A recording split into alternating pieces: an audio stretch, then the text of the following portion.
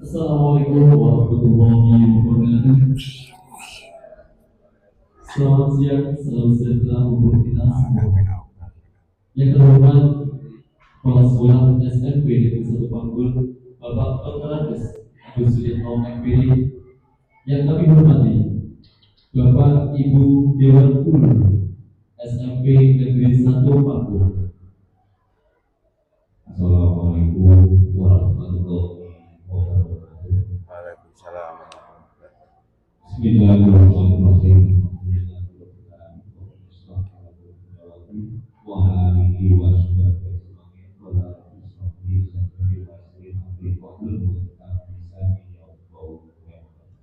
Yang hormati Bapak Ibu Guru makhluk, dalam kesempatan ini sebelum kita panjatkan rasa syukur kepada Allah Subhanahu wa Ta'ala dan telah memberikan rahmat taufik hidayah dan hidayah kepada kita semuanya.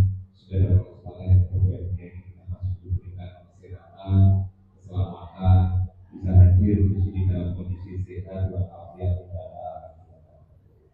Salawat dan salam berikan kepada kita besar Muhammad Sallallahu Alaihi Wasallam yang kita harapkan sahabat yang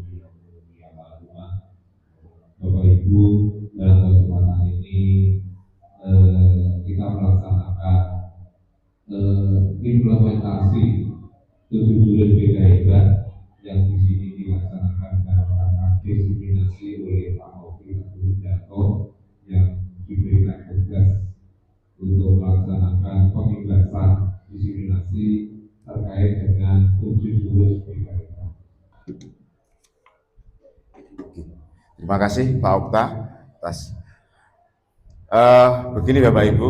Assalamualaikum warahmatullahi wabarakatuh. Untuk kegiatan pagi ini saya akan mengimplementasikan 7 jurus PKIB. Cuma di sini nanti saya hanya memberikan 2 jurus karena dari sana itu nanti diminta dari 7 jurus yang dipelajari silakan dipraktekkan untuk 2 jurus saja. Jadi hari ini saya mengambil untuk jurus yang kedua dan jurus yang ketiga, kelola emosi dan tumbuhkan resiliensi. Langsung saja kita mulai.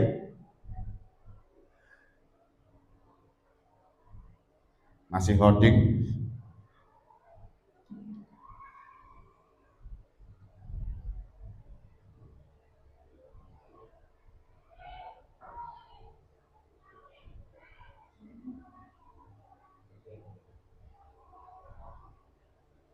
Oke. Jadi untuk jurus 2 ini yaitu mengelola emosi. Dan ini sangat penting Bapak Ibu untuk anak didik kita karena di zaman yang sekarang kalau kita tidak bisa mengelola emosi kita, otomatis kita istilahnya itu akan sakar PDW. Jadi kita intinya harus bisa mengontrol. Jadi untuk tahap pertama ini kita akan ini saya baca dulu. Enggak usah ini. Langsung aja. Kita akan bermain kertas emosi dulu. Jadi kata kuncinya setiap peserta akan menerima 1 lembar kertas sebagai simbol emosi. Akan membacakan sebuah cerita, kemudian peserta diminta untuk merespon cerita tersebut. Jika peserta merasa senang, kertas dapat diusap, nanti panjenengan usap kalau panjenengan itu senang. Kalau panjenengan merasa kesal, nanti panjenengan remas kertasnya. Kemudian jika merasa marah, kertas bisa panjenengan sobek. Bisa kita mulai nggih. Saya bagikan dulu.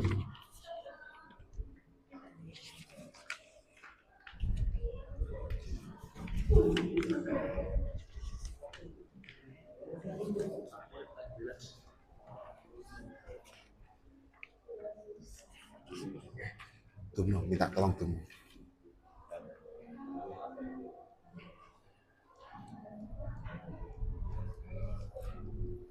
Nah, oke. Kata kuncinya tadi, jika panjenengan merasa senang, panjenengan dapat mengusap-usap kertas tersebut. Waduh, ini Pak Dadang sudah dirobek ini kertasnya.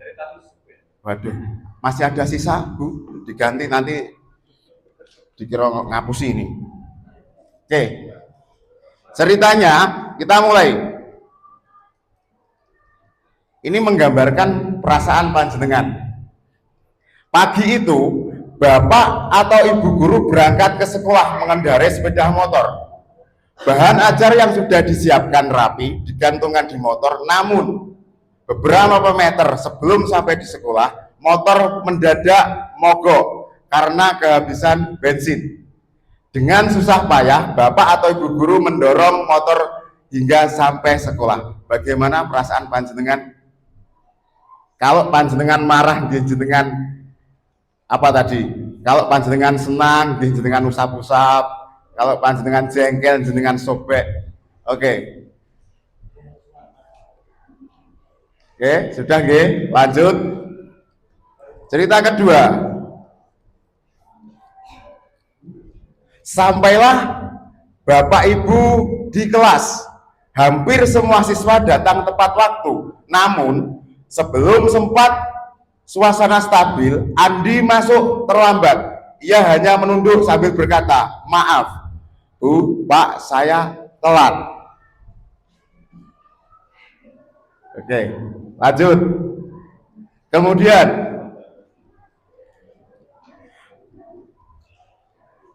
pelajaran pun dimulai, namun saat akan menggunakan bahan ajar yang sudah disiapkan, Bapak atau Ibu guru tersadar bahwa bahan tersebut tidak ada. Dicari ke sana kemari, tetap tidak ditemukan. Dengan terpaksa, Bapak atau Ibu guru melanjutkan mengajar seadanya. Bayangan aktivitas yang mengajar dengan seru seketika buyar.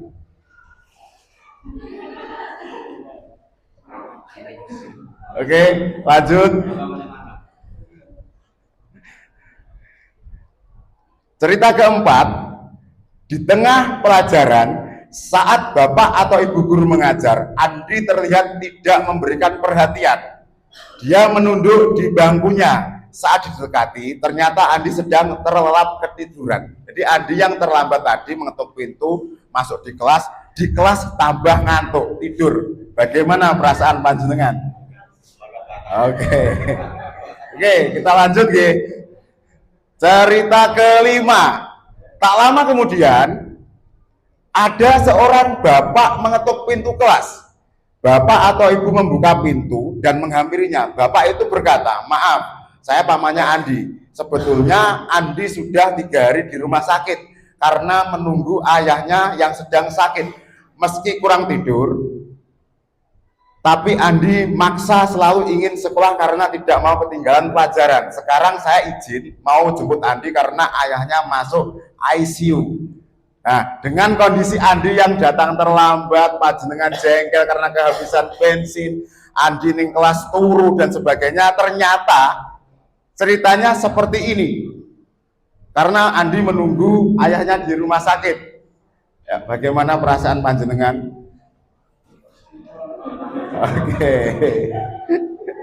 Oke, kita lanjut. Cerita ke-6. Paman Andi juga mengeluarkan sebuah bungkusan dari tasnya. "Oh iya, Pak Guru atau Bu Guru, tadi di jalan saya menemukan bungkusan ini.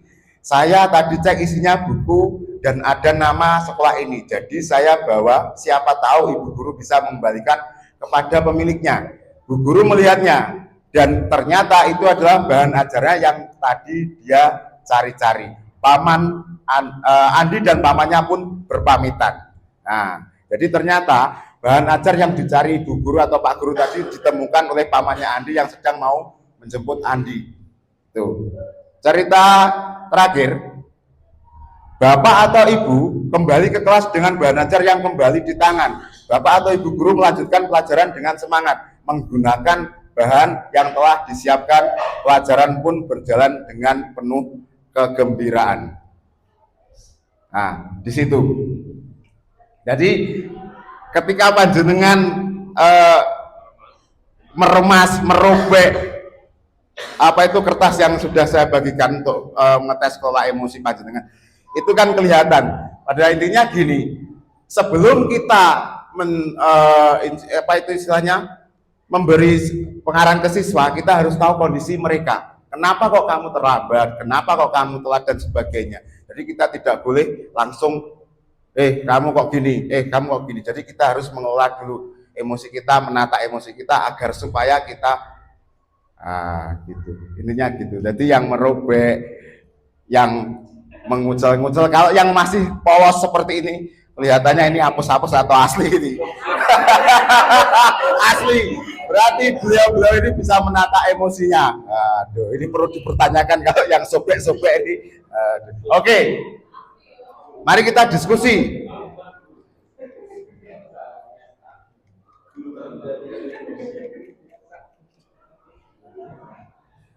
Nah, kita kenali jenis-jenis emosi dulu.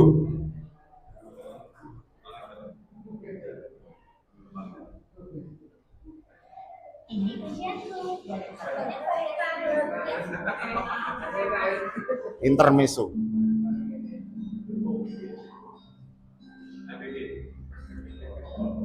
Sebagai mahasiswa baru, Rudi masih menikmati suasana baru. Di hari yang indah, pagi yang cerah, Rudi jalan di kampus dengan sumringah. Tiba-tiba ada motor lewat genangan air dan mencibrat Rudi. Pagi yang cerah jadi penuh amarah. Untung ada WA. Mama baru transfer uang bulanan. Biar basah, saldo bertambah. Rudi buka sosmed sekalian. Baca postingan dinyirin tim sepak bolanya yang keok. Sebagai penggemar setia, ia wajib komen.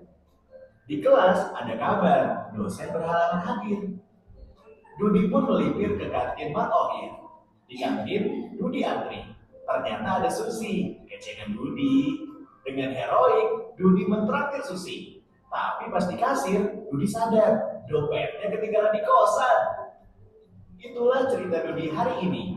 Peristiwa datang dan pergi, emosi silih berganti. Kalau kita tak bisa mengenali dan menjadi milik diri, maka suasana dan lingkungan akan pegang kendali. Teknis marketing, propaganda hingga provokasi tahu persis bagaimana memanipulasi emosi.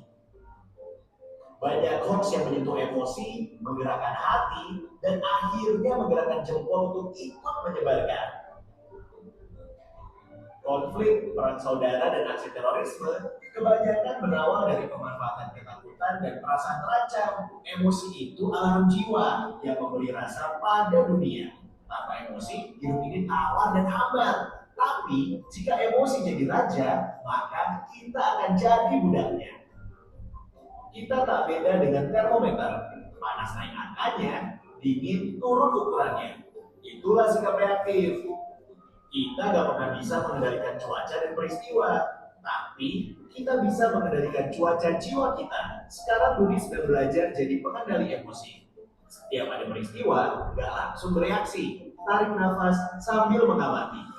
Rudi gak mau lagi jadi termometer yang suhunya ditentukan suasana sekitar. Rudi mau jadi stabilizer. Meski tegangan naik turun, aliran listrik tetap stabil. Atau kulkas, meski di luar panas, dalam tetap adem. Bagaimana dengan kamu? Oke. Menurut cerita di atas, cerita di depan, itu kalau panjenengan ingin menjadi termometer atau stabilizer.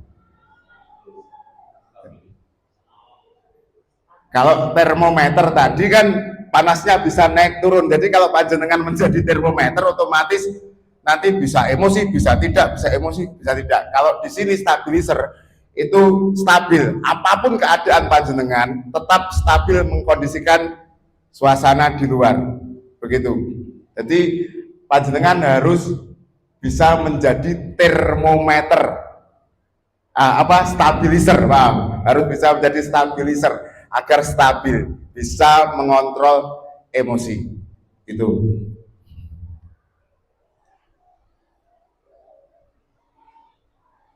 Kita lanjut. Oh, sudah habis. Baiklah, untuk sesi pertama terkait jurus 2 kelola emosi, ada yang ditanyakan Bapak Ibu? Sebelum saya lanjutkan ke jurus 3. Pas? Cukup jelas. Alhamdulillah. Oke.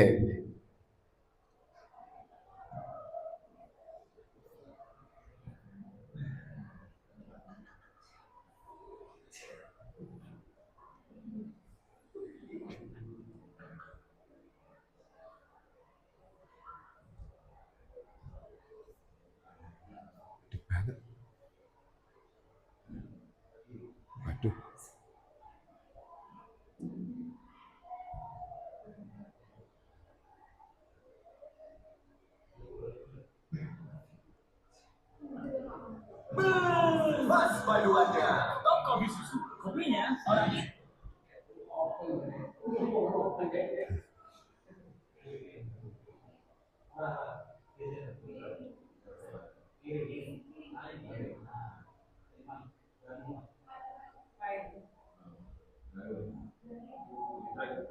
Kita.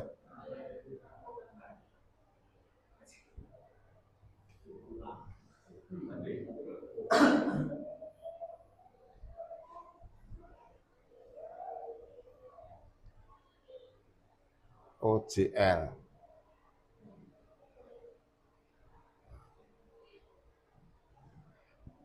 Oke, kita masuk ke jurus 3, Bapak Ibu. Tumbuhkan resiliensi.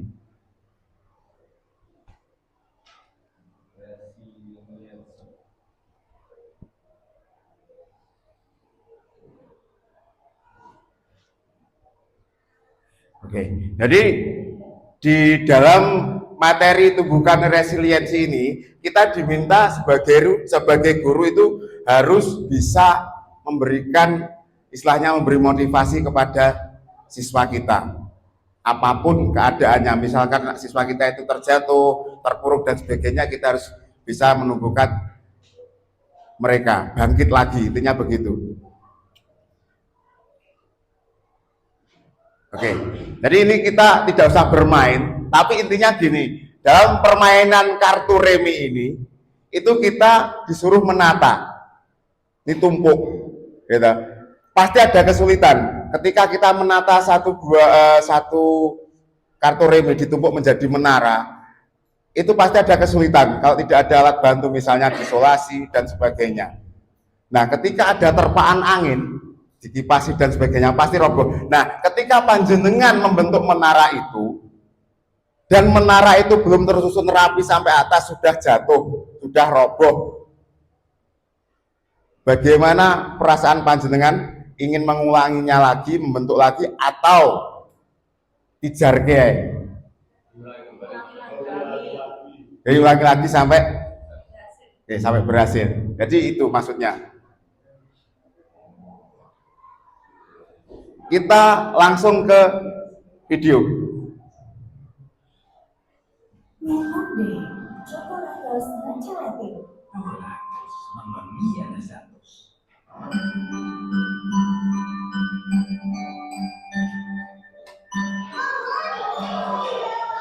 Morning, everyone.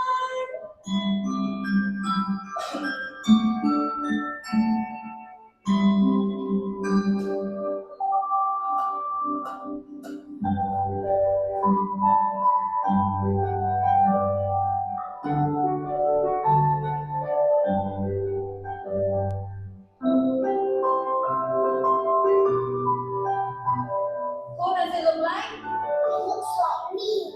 That's right. I want you to do everything that you can to knock your toy down.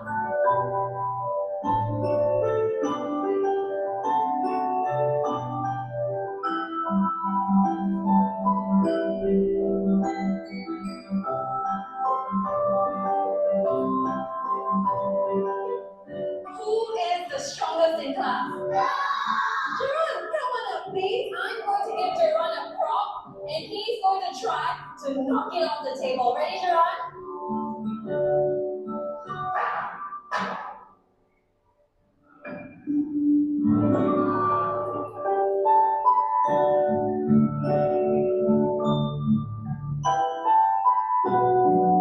Okay, children, who can tell me what it means to have resilience? Yes, Paige? Resilience means if you make the toy fall down, you can pick up very, very fast. Very nice.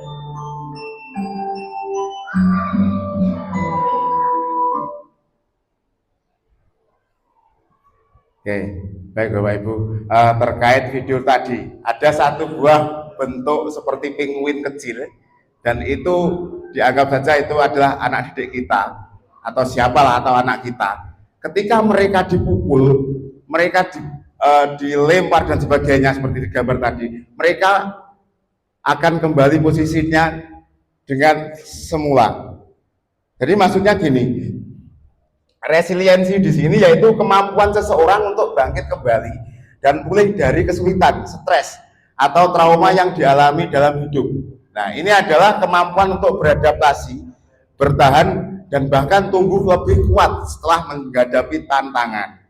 Jadi ketika mereka dipukul, dilempar dan sebagainya dengan keadaan apapun, dengan permasalahan apapun, mereka bisa bangkit kembali.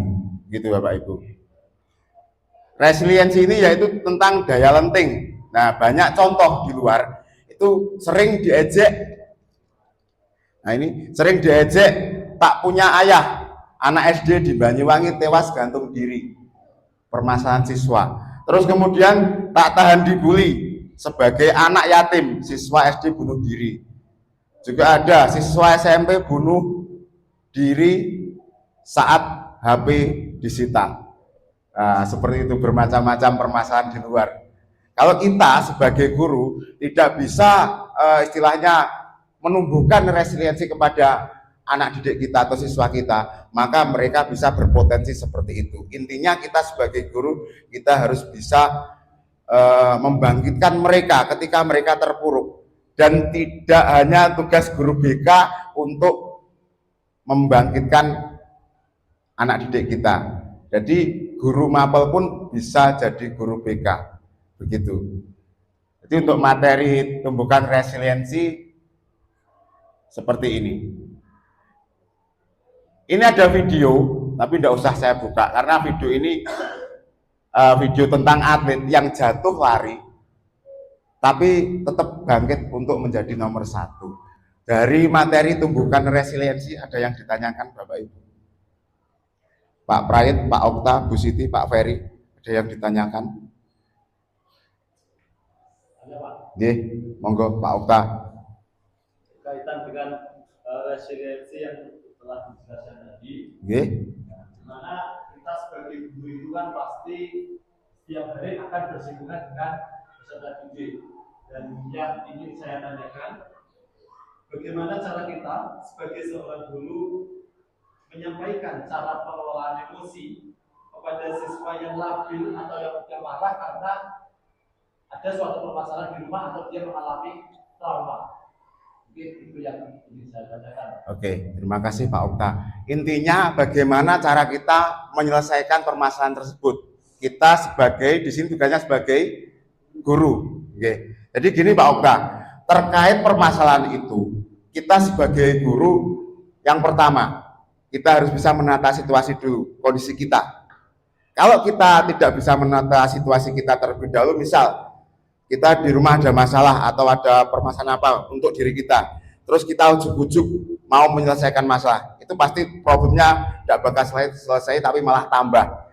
Itu. Terus yang kedua gini Pak Okta, kita sebagai guru di era sekarang, di zaman generasi Z ini, kalau kita menyelesaikan permasalahan itu dengan cara yang istilahnya itu banter, keras dan sebagainya, maka itu permasalahan tidak akan selesai. Kita gali, kita dekati siswa tersebut. Ini misal siswanya, kita dekati, kita jadikan siswa tersebut teman. Ya sembuh apa dilus-lus apa dikapake, tapi yang penting kita dekati dulu. Kita gali permasalahannya apa sebenarnya. Kok sampai kamu seperti itu? Nah, nanti kalau kita sudah mendekatinya, pasti mereka akan cerita. Di situ kita baru masuk sebagai guru, kapasitas kita sebagai guru. Kita baru masuk jebret, ditekoni. Nah, gitu Pak Okta. Jadi intinya kita jadikan dulu mereka teman.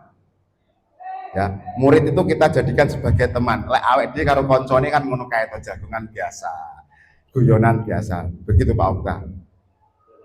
Terus pundi? Sudah jelas. Oke. Terima kasih Pak. Terima kasih Pak Okta. Oke. Ada lagi Bapak Ibu? Sampun nggih? Sampun pas nggih? Oke. Oke. Terima kasih Bapak Ibu. Oh ya, saya lupa absennya belum. Absennya diisi dulu sebelum absen terisi. Oke. Sambil saya akhiri, Bapak Ibu, terima kasih atas waktu yang panjenengan sempatkan untuk mengikuti diseminasi 2 jurus BK Hebat. Oke. Sebenarnya ada 7 jurus, tapi terlalu banyak, jadi saya singkat 2 saja.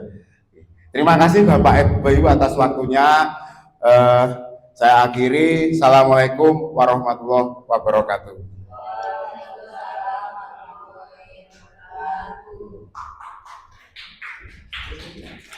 Terima kasih kami sampaikan kepada Bapak Mahfud Indah sebagai pemateri pada pemaparan materi 2 jurus BK Hebat. Beri tepuk tangan yang meriah untuk Bapak Mahfud Indah. Demikianlah Bapak Ibu hadirin sekalian, ini tiba saatnya kita berada di penghujung acara. Semoga dari apa yang kita dengarkan dari pemaparan Bapak Mahfud tadi bisa bermanfaat untuk kita dan tentunya dapat menambah kinerja kita di sekolah kita masing-masing. Amin ya rabbal alamin. Dan marilah Bapak Ibu sekalian, kita tutup kegiatan pada pagi hari ini dengan membaca hamdalah bersama-sama. Alhamdulillahirrahmanirrahim. Dari kami sebagai pembawa acara, bila ada kurang lebihnya kami mohon maaf yang sebesar-besarnya.